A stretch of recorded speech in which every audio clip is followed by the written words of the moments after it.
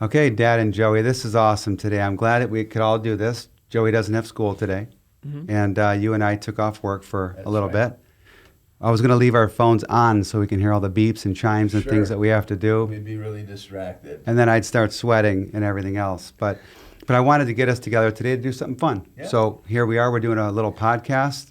It seems like I'm interviewing you guys because I kind of got the king's chair over here, but this is just us talking impromptu. How about this for being a first? Yeah. 3 of us together. Yeah. 3 Joes. So now we have to come up with a name. Yeah, What's going to be the name of the show today? Call it 3 Cups of Joe. Okay, that sounds pretty good.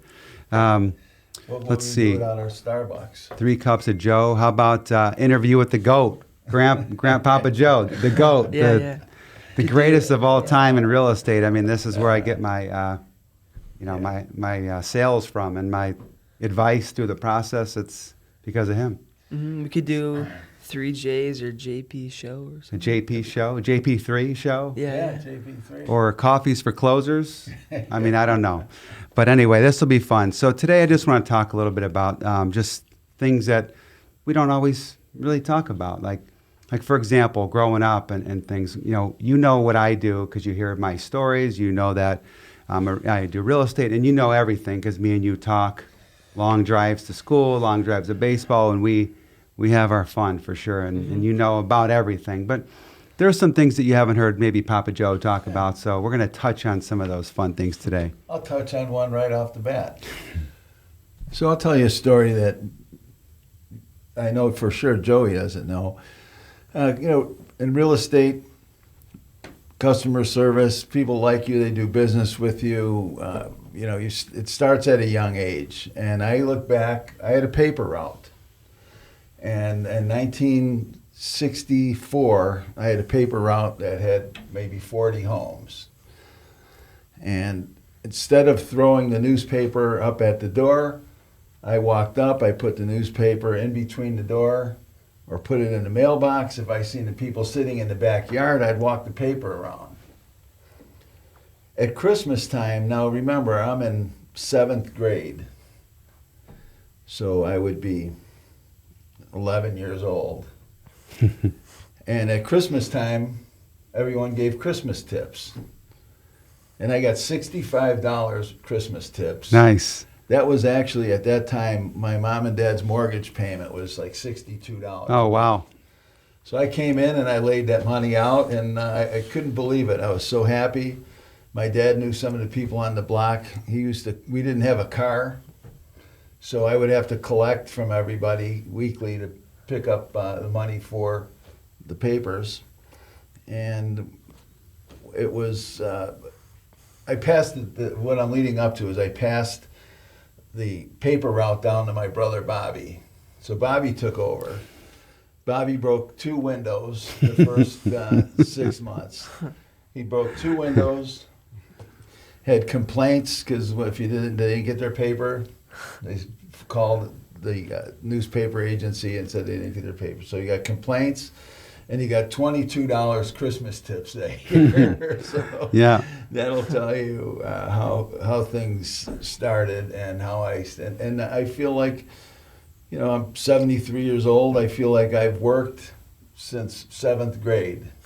Yeah. And a lot of what I learned then, I actually used in my daily life in real estate. That's awesome. That's a story I didn't know, and we didn't know that. You didn't know that either, right? Mm-mm. When I hear paper route, I think of when I was a kid. I was probably maybe Joey's age or a year younger. Remember the paper route that we had? Our paper route? Our paper route that Yeah, I you remember our paper route. did for us. So our paper route, I told you I had 35 to 40 homes. Joe probably had a paper route with about the same amount. So the papers were delivered to our house. We had to tie them up with a rubber band, get them ready to... Dad, we. I. Yeah. I. Okay. Joey, we. Yeah. I, him. So- and I was sleeping. Right. So I had to wake Joe, the papers are all wrapped and ready to go. I had to wake your dad up and say, okay, let's deliver the papers. So he would, in the car, he would throw the papers out on the right side of the car, and I would take the left side. And it's funny because a friend of mine seen me delivering papers. I had a pretty good job at U.S. Steel at the time. And one of my friends seen me pulling up in a Cadillac delivering newspapers, and he called out and says, "Hey, Pavich, what are you doing, delivering papers for gas money?" Dad, I remember a lot of the times it was really cold out, and you said, "Joey, get up," and you'd have to pretty much drag me in the car. And I was supposed to go out the right side, and he was supposed to throw out the left side, and I think he had to do his route and then loop back around and go the other route. And then, one last thing about the paper route. Joe didn't get a tip from the nicest house on the street, had a built-in pool. No one ever had a built-in pool in Calumet City, Illinois. And he never got a Christmas tip from this guy. And he really took good care of these people with the newspaper. So we'd ride by the house every time we deliver, and we'd have something to say about the cheapskate on the corner. So one day, we were riding by his house, and the guy came out in his pajamas. He goes, "Hey, guys, wait a second. I was out of town, and I missed you at Christmas time. I didn't give you a Christmas tip." And he gave him $10, and that was a big deal when you're getting $2, $3 tips. Yeah. So he gave us the $10 tip, and then from that point on, we'd ride by and say, "God, what a great guy, man! Oh man, what a Yeah, because at first you don't know what's going on there, and all of a sudden he becomes a friend, right? Yeah. Joey, remember the game Paperboy? Yeah. On the old school gaming systems? That's what I thought it was. Just ride your bike, ride a couple wheelies, throw a couple papers out, and off we go. Yeah. Let's talk about the steel mill and when I grew up, because today everybody's in the business, right? Real estate. Me, Uncle Jason, Nana Joni, Papa Joe. You got Uncle Nick. I mean, all of our family does real estate, right? Jackson's getting into it as well. And are you? Yeah, I'm starting right now. Yeah, you made your first sale already, haven't Yeah. you? Yeah. That's cool. Already catching up. They asked you what college you were going to, and you said Joe Pavich Real Estate Academy. Yeah, Joey. So at some point, I'm just going to take the calls, and I'm going to sit back like this. And I'm going to go, "All right, Joey, go get him." And I could put my feet up on the table and let Joey go out there. He's ready. He's ready. But I can't wait for the day, Joey. When we started, I would ride through our neighborhood, and I would see your dad with somebody that I know that's looking to buy a house.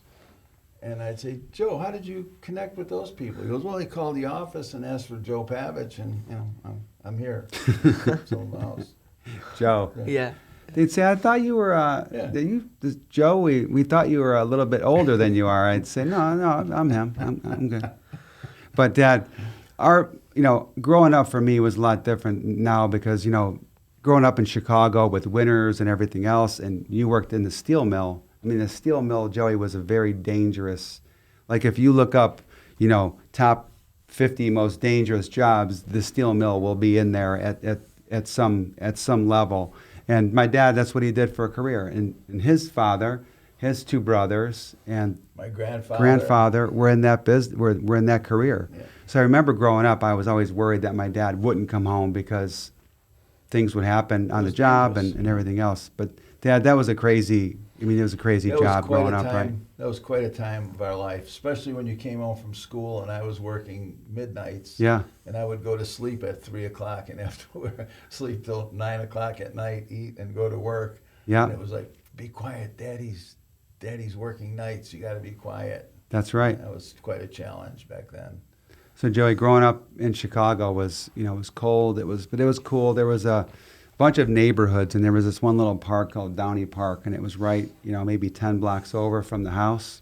We used to ride our bikes there, and that was like the place to go. It had this, remember the slide, Dad, the rocket slide? Yeah. Looked like it was a million miles high. But there was one time that I came home with a bag of candy, and my mom said, "Where'd you get the candy from?" And I said, "Greco's." Joey, Greco's would be like if you rode your bike to like Ben Hill, Griffith, road, to Gulf Coast Town Center, like you would come home and you'd be in a lot of trouble, for sure.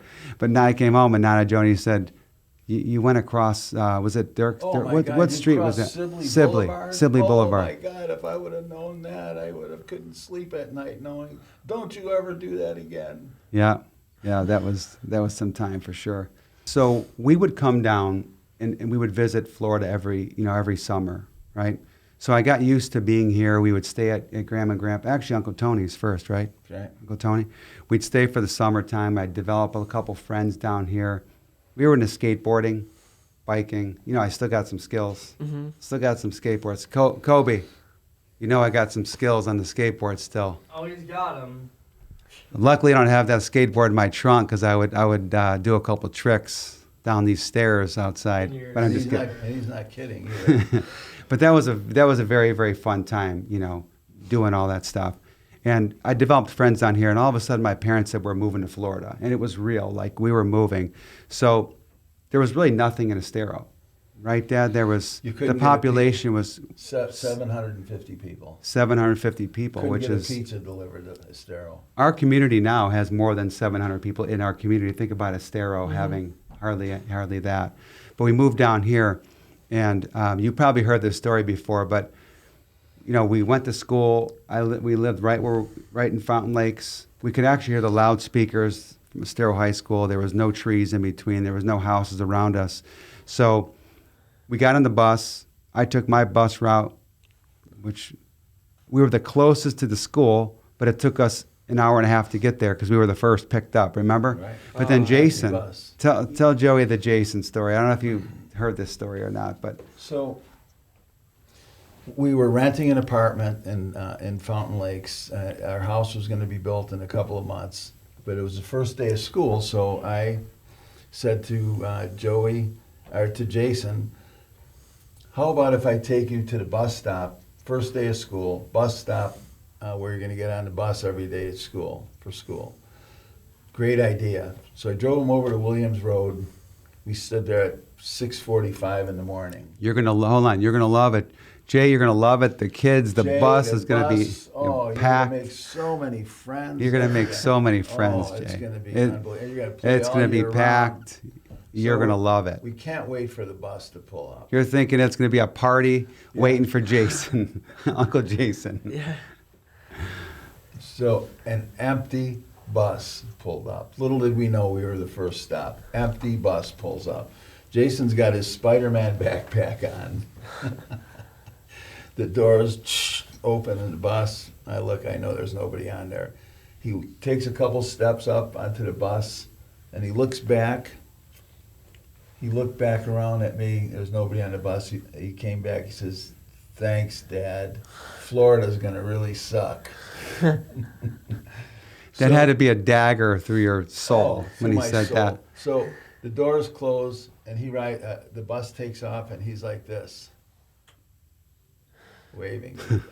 I'll be honest with you, Joey, I cried. I cried on the way home. All the way home. All the way home. I said that Joni came home. I came home. Your grandma said, Nana Joni said, "You look like you were crying."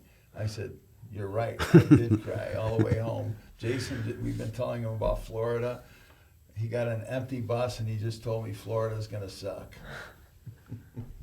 Came home with 10 friends. Yeah, yes, he did. And we had a lot of fun. So there was a lot of cool stories. I mean, in Fountain Lakes, Joey, remember, there was nothing here, right? Yeah. There was nothing. There was hardly any communities, really. There was a couple. Yeah. Cows, agricultural land, not a lot to sell. So what do I do for the summer? I mean, it's summertime. We got nothing to do. Kobe, you might like this. Cameron, I know you're going to like this story too because we talked about skateboardings earlier. So there's all this open land. We live in Fountain Lakes. Why can't we build a skateboard in my friend's backyard over the summertime, right? So it's kind of like a little hidden spot back there. So me and my friends said, let's start building a ramp.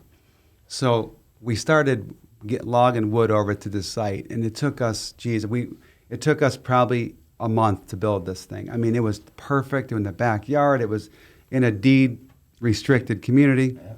You can't really do what you want to do. You have to ask for approvals. They would never approve a skateboard ramp. Never.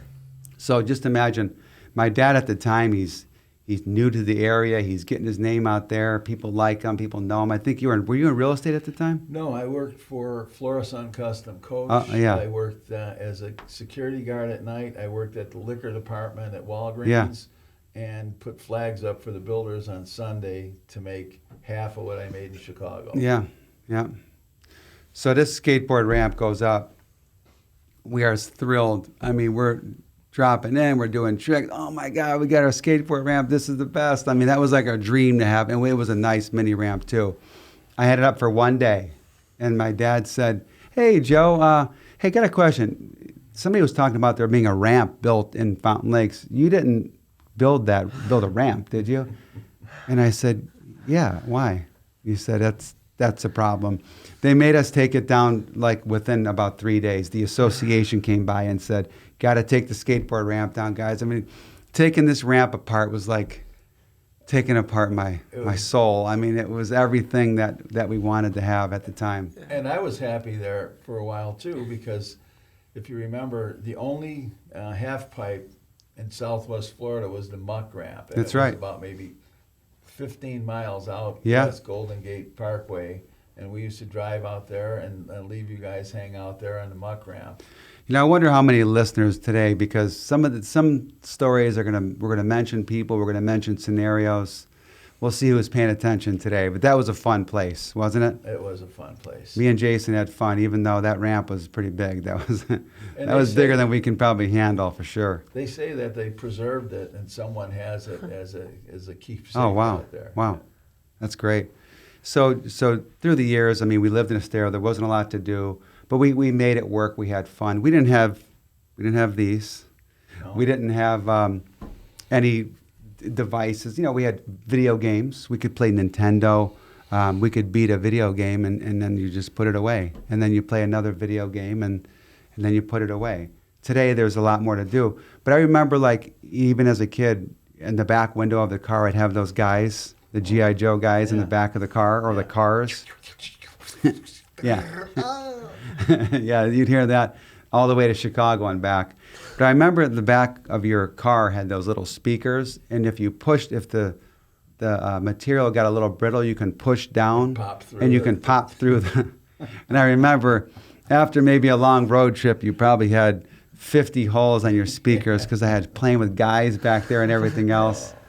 But that was sure a lot of fun. Nowadays, you can go on a road trip, and it's a little bit different. You got a little bit more to do. But growing up was definitely fun for sure. Yeah, you know, if someone was reaching you and you weren't home, you just weren't home. Yeah, that's right. Yeah, you remember like Sebastian Maniscalco when you're younger and the guests come over. Yeah. You go, hey, oh, let them in, come on Hey, in, right? company. And then nowadays, if the doorbell rings, you're like, you know, whoa, hey, get Joey, get down, Jake, shh, be quiet, Mom, get down, you know. And there's always that guy that comes out and says, you know, hey, what's going on? And you go, shh, be quiet. But anyway, growing up was definitely fun for sure. So, you know, I want to turn this over to Joey for a second. You know, yesterday your dad sent me a video of you pitching on the mound. Wow, you really could hurl. You struck out at somebody that looked like they played the World Series. Yeah. We're playing JV. There was sophomores, freshmen. Those sophomores are big. They are. Some big kids. Yeah. Almost my size. And you know, it was wonderful to see that because we've been a baseball family all our lives. We watched your dad from T-ball all the way through to watching him on TV trying out for the Orioles. You know, Yeah, we were that's right.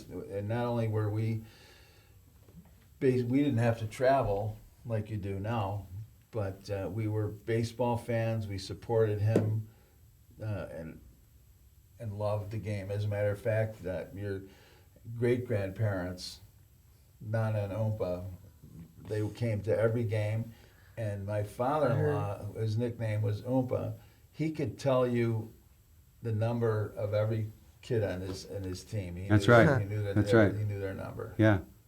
Yes, he did. So- I'd say, Hank Woodman, number 17? Yeah. Yeah, he did for sure. Joey, so Papa Joe was the announcer. At Estero High School during baseball, Papa Joe was the announcer. And he would call up the numbers and talk about the pitches and this and that. Joey Pavich, because we didn't have the music like you have. Yeah. But They had a what nice loudspeaker. But what I had at that time, I was working for a glass company. So I had this little battery-operated hammer that hit the, when I would tap it, it would make the sound of glass Yeah. breaking, like a shattered glass. So every time someone would hit a ball over the fence, bam, I would hit that, and people would hear glass break, around wondering what the heck it was. But anyhow, one of my most memorable baseball games with your dad was Barron Collier was the team to beat. They were undefeated. They came to Estero High, and bottom of the sixth, we were down by, we were tied, right? And we had last bat. Yeah. So your dad hit a double, drove in the winning run. The winning run was the catcher from their team. And so when he slid into home plate, he got up in the face of the catcher. What was his name? Justin Norman? Justin, yeah. And then all of a And they sudden, started to bump each other. The next thing you know, the bench is clear, and guess what? The parents, we were all out on the field. Everybody's swinging. It was unbelievable. Nobody got hurt. well, we have that video, remember? Yeah, we do have a video. Yeah. Oompa was filming the game. Could you imagine if that happened today? Yeah, gee. I mean, with phone, everybody would have their phones on. Like, Yeah. Well, not only that, Joe, but we all walked away happy and said, Yeah. hey, but nobody got hurt. Nobody got hurt. A few but punches thrown, but it would be on the front page of everything. Oh, yeah. Today, if that happened, Yeah. it would be a big deal. That's People right. would have got arrested. Mm-hmm. yeah. There's a story that when I think of the hammer, I think of my first couple of years of being in Estero, and kind of a cool story was, when you're growing older, you're getting older, right? Your dad, your mom. There's a point when I think you've already tried that on me, but I didn't let you get away with it, where I go to give you a hug and you kind of do the, and then I just grab you and I kiss you on the cheek or whatever. So when I was in high school, I thought maybe I was getting to the age where I didn't want to say I love you to my mom and dad anymore. I wanted to, but I was embarrassed in front of my friends. So I'll never forget one day, one of my friends said to me, Joe, I think it's so cool that you say I love you to your mom and dad and you give them a kiss every time you see them. And I was like, really? I was like, oh, I was like, oh, good, I can do that because I want to do that. So we still do it to this day. Yeah. And Joey's almost 6'2", and he's big, and he gets out of the car, and I get out of the car with him, and I'm getting a kiss and a hug, and that's just how it goes, right? Yeah. We tell you we love each other, every time we. That's important. Yeah. That's the way we grew up. Yeah, you're not embarrassed of me, are you? No. No. Well, Joey, well, of course not, Dad. Can we all kiss each other after the podcast? I pulled up in front of Estero High School with Jason, and he had two wise guy kids waiting for him outside a car, one boy, one girl. So I said, as we're pulling up, first day of school, high school, I said, Jason, now remember, if you feel uncomfortable, we don't have to kiss. He goes, Dad, don't be serious. Forget, this is what we do. So he got out of the car, and the little girl said, did you kiss your daddy? And he said, yeah, I love my dad. How about you? Do you kiss your father? See you, Dad. He closed the door, and off he went to school. Oh, that's great. I love it. Joey, we'll talk about baseball. Baseball has brought a lot of fun into our lives. We're there for you. We're at all your games. Mm-hmm. I got real estate's busy, but I'm never too busy to be at every game, right? That's the number one place I want to be. So if you call me and I'm at a game and I don't pick up, I'll call you when the game's over. That's for sure, right, Dad? I mean, that's right. When you're there, you don't want to just be at the game. When you're there, you want to be there. You want to be in the moment, not just there. You know what I mean? Yeah. Be there. Be there. Not just even as a grandparent. When I bring Joey to practice, I feel funny leaving him there, so I sit there for 3 hours and watch him practice. Yeah, exactly. So that's important, though. If you're at some place and you're doing something, try to be there. Try to put your phone on mute. Get to that when you're done. But nothing better than watching you get up there and play. So tell us about baseball. So baseball, I've loved baseball ever since I was 5, all the way up to now I'm 13, almost 14. And from the beginning, I didn't really like baseball. Then my mom signed me up for a travel ball team called the Knights. Yeah. And I started to love baseball from there on. Yes. And Jakey's now at that point, he's my brother. He's at the point where he's starting to like baseball. Yeah. He didn't like it before this season.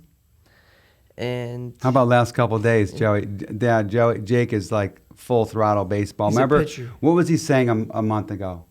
I hate baseball. I don't want to go to baseball. I hate stupid baseball. I'm going to not play good so I don't make the team. Yeah. He said, Yeah. like he did not want to play. So then me and Joey have been really pushing him. I said, I'm going to be your coach, and I'm going to be there with you, and we're going to play ball. He's So got now his friend on the team, too. Now his So that friend's in the makes it team. He's all excited. But he wants to be like you. So what Yeah. What are some things that you could say you've really learned from baseball? Because it's a game of life, Yeah. really. Yeah.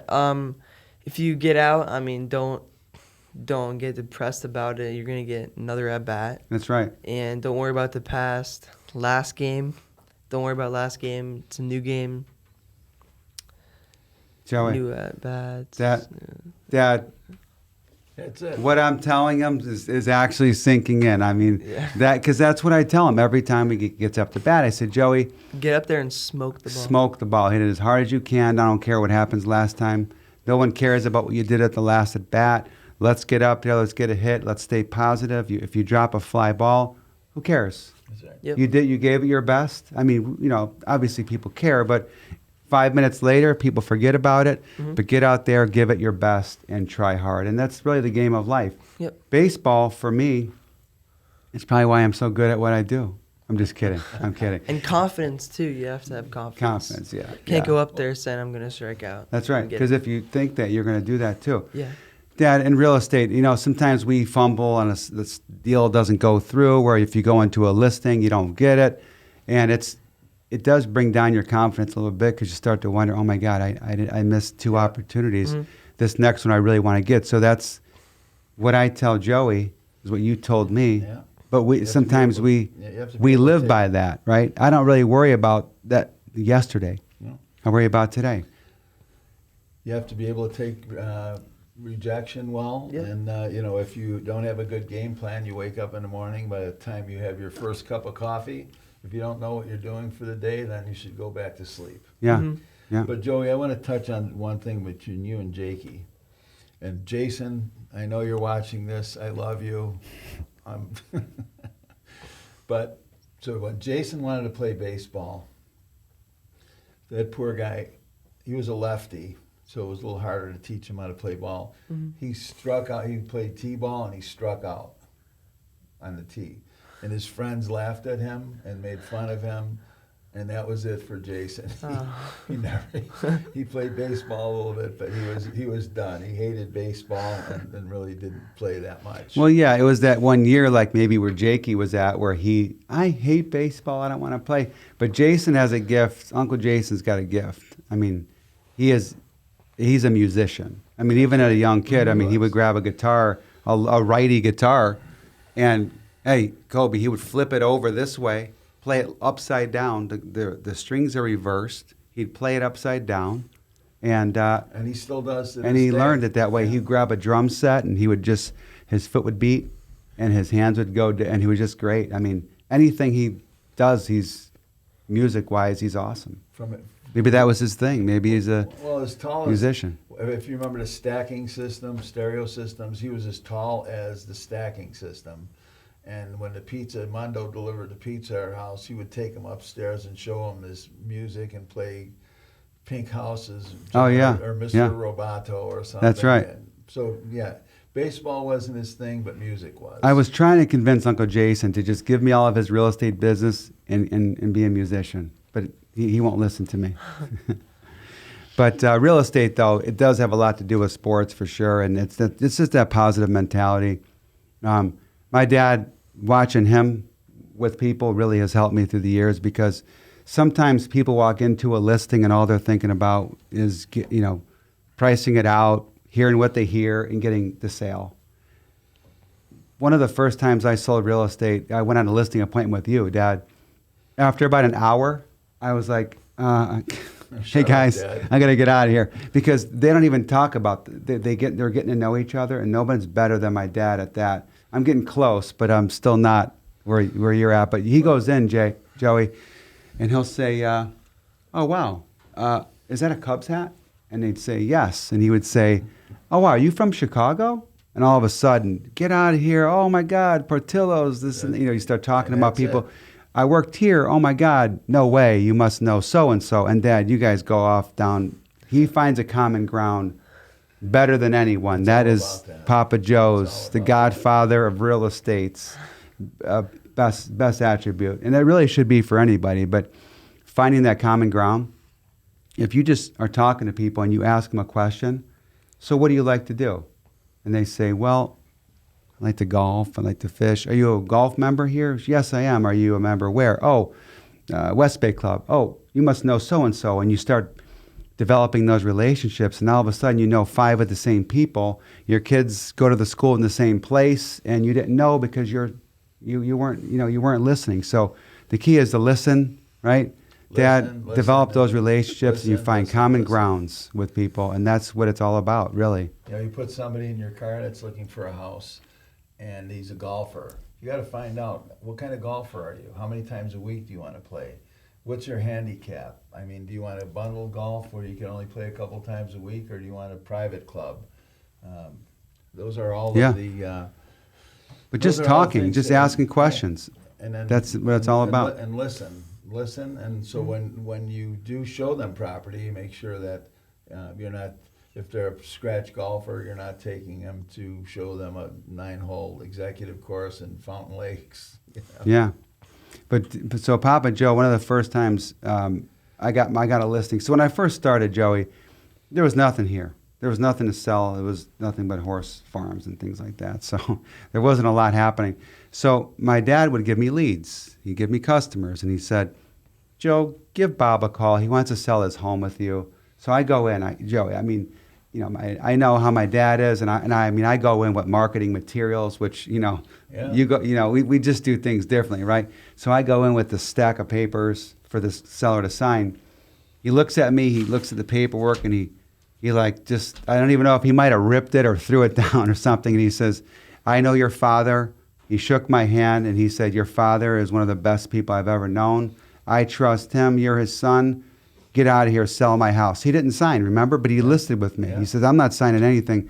You got my word. And he shook my hand. And that's because of Papa Joe. Yeah. And maybe, that I know that'll be your calls too at You some don't point. just sell their house. You gotta get to know them and be friends with them after. That's right. Like when we were driving in our neighborhood. Hi, Bob. Hey, Sandy. Hey, Bob. Yeah. Yeah, that's awesome. And you're that way now too. I mean, I look at you at school and all your friends and everything. I mean, you got a crew. There's a funny story for you guys to listen to as well. So when Joey first started school, there's a dress code. I mean, you can't just wear what you want to wear. I mean, there's a code in a sense, right? I don't know if you know the story, but he goes into school and he has shorts on that maybe they didn't have the button or the bell. whatever. Yeah. And he got in trouble his first week of school.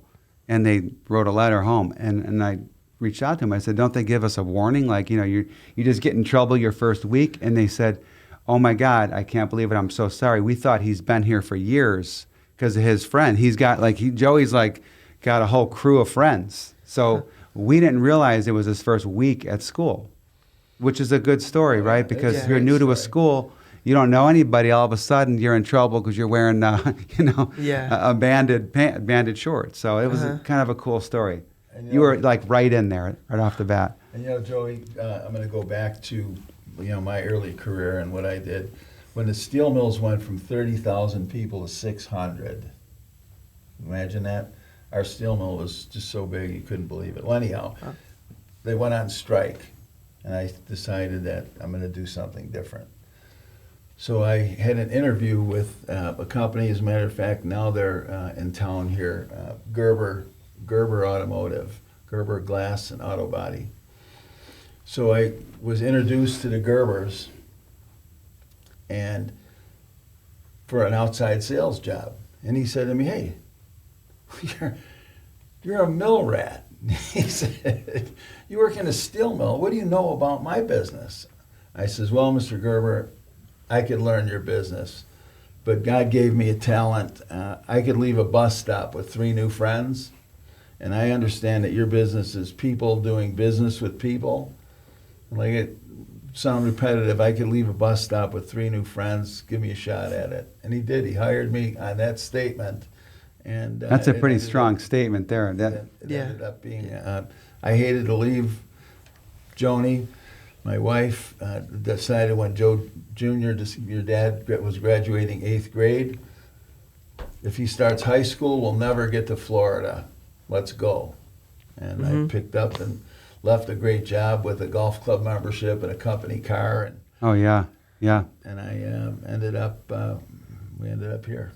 And you made a good choice by coming to Anchorage. And then I'm sure you heard the story before, and I'll make it fast, and that is I was sitting at home watching the Bears game, and the salesman who sold us our house asked me to sit in the model home for him. And I said, I don't know anything about selling houses. He said, well, you live here and you work here. I mean, you live here and you, what could somebody ask you? You have the same house as the model. What could they ask you that you don't know? And I turned around and sat in the model home for him. I said, what if they ask me about construction? He says, CBS. That's all you need to know. Concrete, block, and stucco. I said, well, Larry, I'm from South Chicago, and we go to CBS weddings. He says, what's that? I said, chicken, beef, and sausage. But that started my real estate career that day. Yeah. So you never know. So Joey, when I started real estate, I was living at home, and Uncle Jason, we were all there. I mean, we were on our way out, but we were still doing real estate and living at home. And I remember getting up when I worked at Enterprise Rent-A-Car at like 5 in the morning. I'd get up in the morning, and I would say, this is too early. I hate this job. I wish I loved the job, but I just hated getting up that early. And I remember you would yell in the other room. You would say to me, get a real estate. No, you would holler out, I hate my job. I'm going to quit my job. And I would holler out, get a real estate license. Boom, the door would slam, and away he went to work. And I would holler out to Jason, hey, Jay, what time do you feel like getting up today? And boom, the door would slam. Your dad would leave. And, oh, yeah. but, And then you know, eventually I had to. I just want to add this, because you don't know this. When your dad started in real estate, I would go in the office, and Tony was our office manager at that time also. They would be hitting wiffle golf balls in the office into cups over the partitions. There was this wall, Joey. It was about this high, and we wanted to hit it over that wall and into the office. Yeah. They were foam balls. And we had divots in the carpeting, and I said, come on, you got to get out there and you got to start selling real estate. Yeah. You can't sell anybody anything in here. And he turns out to be, a multi-billion-dollar producer. During that time, that was funny because we got this new remodel in the office. Everything looked nice, new carpet and everything. And nobody was around and the phones weren't ringing. We were playing golf in the office, putting. So I'll never forget, there was a full swing taken, and I'm not going to mention any names. It wasn't me, and it wasn't Papa Joe, of course, because it's about him. They missed the golf ball and ripped the rug. About that much of it ripped, the whole thing, and it was brand new. And oh my God, when my dad comes in the office, he's gonna go crazy. So those glue rollers? Yeah. The little rollers. Mm-hmm. So we flip up the rug, and we're patting down glue on the ground, and we're flapping it over, and we're matting it down. We're combing the carpet to make sure it all looked like it was new, because it was just brand new carpet. The only thing that I was trying to do is avoid my dad seeing what happened. So when he'd come in the office, we would distract him. Hey, Dad, come on, let's go. What's going on? Hey, Dad, look at all these. We would just totally try to distract him from the ground. That light's been blinking over here for a couple of days. Do you know what's going on with it? And we would try to distract him. But when I grew up in real estate, it was really like a movie called Glengarry Glen Ross. Oh, yeah, that's the movie. And it was I'd go into the office, and there was a few people, a couple guys, maybe in their late 70s at that time, and their phones were ringing. And I walked in, and I was like, oh, these are so lucky. They have clients. I have no one. And I sat in the office every single day, open houses every weekend, worked every day, business cards in my pocket, and I made it happen. Yes, you did. Yes, you did. And then I would have my little notepad, and I'd write names and numbers down. You see, Joey. Oh yeah. Tell Papa Joe what some of the counters look like with notes of names and. Oh yeah, it's like he's on the phone in the car, Like stoplight. What? Joey, write this down. On the- Joey, yeah. text this. Joey, On the do this. phone, yeah. Joey's like my 2,000 assistant. 2,000 square feet. Write this down. 1,000 square feet, CMA report, the name and phone number. Joey's like, my assistant when I'm driving. Sure. Dad, It's bad, bad habits, with things like that. How many times I looked for a napkin from a restaurant with the name of somebody who wanted to buy $1 million home. Yeah. Joey, he is the king of those because everybody's got their systems. Real estate now, it's just so different. And I laugh because it's very techy nowadays, right? There's all these systems, the CRMs and marketing programs and all this stuff. But in reality, it's people working with people. When I call you and we talk, I have a better chance of selling you something than me sending an email out to 5,000 people and it goes into your spam, right? It's just changed. So, I still do take my notes, right? And I still have my notepad. I also use that CRM system as well. Papa Joe is the king of like unorganized organization, okay? I remember going out of town, or you going out of town, Dad, and you saying, Joe, can you do me a favor and can you go into the house? And can you go into the second drawer, bottom right corner, there's a Dunkin' Donuts napkin. Underneath it, it says Dave, and it's got a phone number. Can you do me a favor? Can you find that? And I would go in the drawer, and I'm like, there's no way I'm going to find this. And there it is, Dave, phone number. Oh, Dunkin' Donuts, not even a Starbucks, a Dunkin' Donuts napkin. And it was Dave's phone number on there. I mean, he could tell you where things are at. Yeah. Dad, your keys, I mean, you go in and grab a key. There's not a key tag on there, but there's a pink highlighter mark on the actual blade of the key, and that I need that key. Out of 5,000 keys, I'm like, oh, okay, he's got it, but it's just hilarious because it's so different than, But you can't teach an old dog new tricks, right? No, you cannot. That's the way I am, and they say that generations, will continue to grow the business and build it a different way, and we're living proof here. I did it one way, and you took it to the next level, and so did Jason. Yeah. And then God only knows what you're going to do. Yeah, I'm taking over. Because when I got into real estate, we didn't have the internet, and we had a catalog. We had a catalog with listings. We had to take pictures and have them developed and put them in ads. We'd see an ad in the newspaper that says, no photo, too new. Yeah, that's right. Yeah. Too new for photo. Sure, the beachfront properties in Naples were, $1 million or $2 million, maybe not even that at the time. And now they've gone up so much. Yeah. But we do have a lot of the old archives for sure. It was different. We had the Rolodex in the office. Remember the sell sheets? Oh, sure. What if an agent called for a showing or a buyer? You'd go to the card, you'd flip through. Yeah. Yeah. Oh, okay. Is that Khalees Court? Yeah, sure. Okay, hold on a second. And you had the number, and you write the agent's name down. We go way back. I mean, the stuff that me and Papa Joe were doing, and Uncle Jason and Nana Joni. No one was doing that. My dad was one of the first real estate agencies in Estero ever, really. Right. So what you did, no one really did. Remember we used to get faxes. We would get faxes across that would say new listing coming up, or mortgage rates are at this amount, or lockbox. What about getting in a property, Dad? We had a little keypad that you had to charge every night to be able to get into a house. When a new listing came out, we'd have caravans. We'd have like 20 agents with 20 cars with flags on the cars, and we would go. That's right. Yeah, caravans. Yeah. I try to always find a way to not feel good that morning when we're doing caravans to look at 17 properties. I always had a stomach ache that morning, Joey. I'm going to sit this one out today. But it was so different because that time is, no one knows what it's like then. But it's the same thing. We meet people, we talk, we get their number, and that's the way it goes.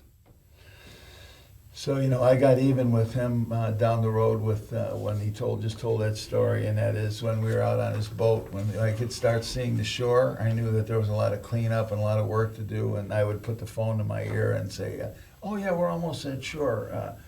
Yeah, I could be there in about 45 minutes. Okay. Oh, Joe, I'm sorry, I can't help you clean the boat. I gotta go. Yeah, just about the time it is to help, right? So anyway, I don't This is fun. I mean, we could probably do about a 10-hour reminiscing event. Yeah, we could, here, for sure, because we for have sure. lots of- and I could actually, I've got enough. I have enough stories. We all have enough Yeah, stories. We could definitely. probably write a bestseller. You know? Joey, a lot of these stories, I mean, you've heard some of them, but not all of them, right? I mean, there's some new goods. Yeah, Joey, how are them shoes doing, by the way, that you're wearing? they're pretty good. Honestly, I like them. Yeah, I might just take them. they're mine. Keep- So, Dad, size 13 shoes now. He's growing so fast when he buys new shoes that he just goes to the next size.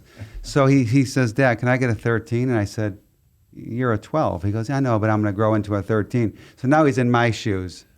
He's in my shoes. Joey, you're in my shoes. Like, literally. Yeah. Speaking of shoes, Dad, tell Joey the story, and this will be our last story of the day, about the Puma shoes. Pony shoes. Pony shoes. That's right. Joey, there's a pair of shoes Papa Joe had. They were called ponies. Brand new. Tell him the story.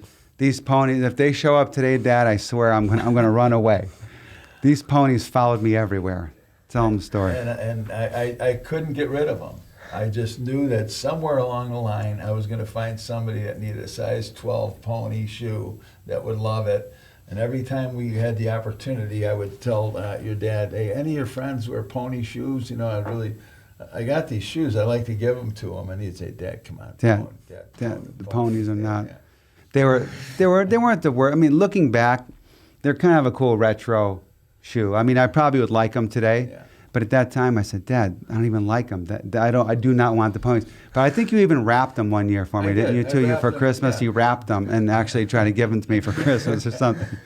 So, obviously kidding, but anyway, I just want to get the three boys together today and just have fun, talk for an hour, and Did you come up with that's any it. old stories, Joey, that you didn't know before? I remember a few from back when I was a kid in 1965. I was on the.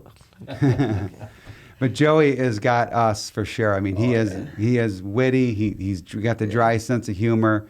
He can hang with the boys, and he gets our little jokes and stuff for sure. He throws it right back. He just throws it right back. So anyway, guys, I love you guys. That was fun. I love you, Dad. Love you guys. Thank you. Love you. And I guess, hey, maybe this could be a thing. Yeah. Maybe this could be like a real show.